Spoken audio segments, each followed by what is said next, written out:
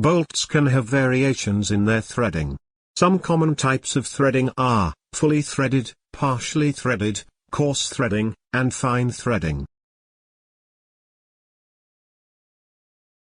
All bolts can have two types of threading on the shaft, threaded, and partially threaded.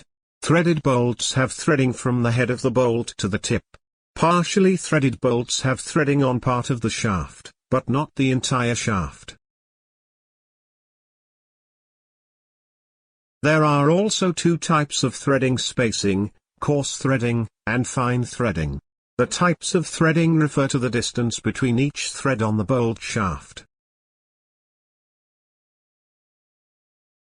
Coarse threads have more distance between each thread on the shaft. Fine threads have less distance between each thread on the shaft. You can see a comparison in the image to the right.